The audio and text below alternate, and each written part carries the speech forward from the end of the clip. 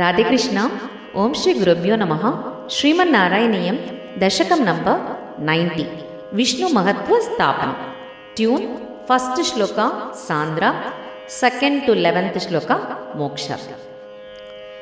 ಭೃಗ ಭೃಗು ಮುನಿ ಮೋಹಿನ್ಯಂಬರೀಷಾದಿವೃತ್ತೇಷು ಅಯಿತವ ಹಿ ಮಹತ್ವಂ ಸರ್ವಶರ್ವಾದಿಜೈತ್ರಂ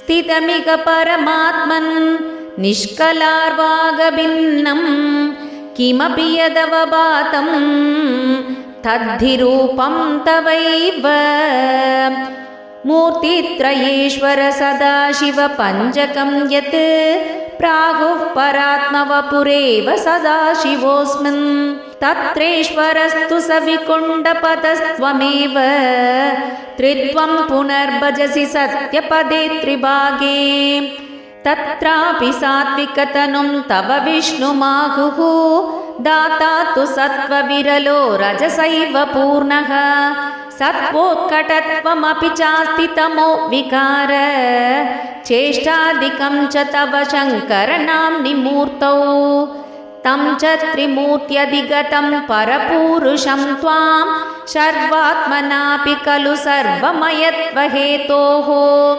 ಶಂಸಂತ್ಯುಪಾಸನ ವಿಧೌ ತದಭಿಸ್ತ್ವತಸ್ತು ತ್ವದ್ರೂಪಮಿಧ್ಯದಿ ದೃಢಂ ಬಹುನಃ ಪ್ರಮಾಣಂ ಶ್ರೀಶಂಕರೋಪಿ ಭಗವಾನ್ ಸಕಲೇಷು ತಾವತ್ ತ್ವಾಮೇವ ಮಾನಯತಿ ಯೋ ನ ಹಿ ಪಕ್ಷಪಾತಿ ತ್ವನ್ನಿಷ್ಟಮೇವ ಸಹಿ ನಾಮ ಸಹಸ್ರಗಾತಿ ವ್ಯಾಘ್ಯತ್ಪವತ್ಸ್ತುತಿ ಪರಶ್ಚ ಗತಿಂ ಗದೋಂತೆ ಮೂರ್ತಿತ್ರಯಾದಿಗಮುವಾಚ ಚ ಮಂತ್ರಶಾಸ್ತ್ರಃ ಯಾದೌ ಕಲಾಯ ಸುಷಮಂ ಸಕಲೇಶ್ವರಂ ತ್ವಾಂ ಧ್ಯಾನಂ ಚ ನಿಷ್ಕಲಮಸೌ ಪ್ರಣವೇ ಖಲು ತ್ವಾಮೇವ ತತ್ರ ಸಕಲಂ ನಿಜಗಾತ ನಾನ್ಯಂ ಸಮಸ್ತಸಾರೇ ಚ ಪುರಾಣ ಸಂಗ್ರಹೇ ವಿಸಂಶಯಂ ತ್ವನ್ಮಹಿಮೈವ ವರ್ಣ್ಯತೆ ತ್ರಿಮೂರ್ತ್ಯುಕ್ ಸತ್ಯಪದ ತ್ರಿಭಾಗತಃ ಪರಂ ಪದಂ ತೇ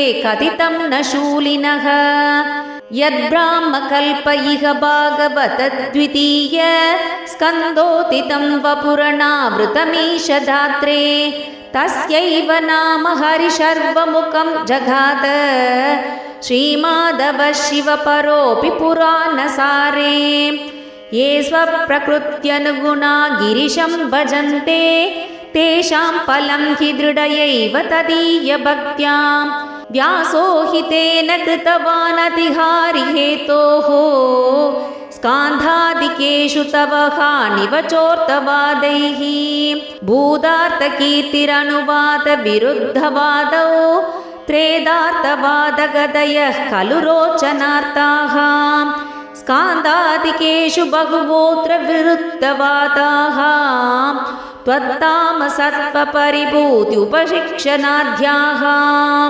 ಯತ್ಕಿಂಚಿದಪ್ಯವಿದುಷಾಭಿ ವಿಭೋ ಮಯೋಕ್ತಂ ತನ್ಮಂತ್ರಶಾಸ್ತ್ರವಚನಾದಪಿ ದೃಷ್ಟಮೇವ ವ್ಯಾಸೋಕ್ತಿಸಾರಮಯ ಭಾಗವತೋಪಗೀತ ಕ್ಲೇಶಾನ್ ವಿಧೂಯ ಕುರು ಭಕ್ತಿ ಪರಂ ಪರಾತ್ಮನ್.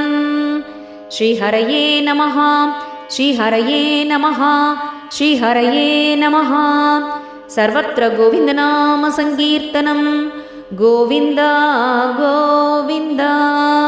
ರಾಧೆಕೃಷ್ಣ.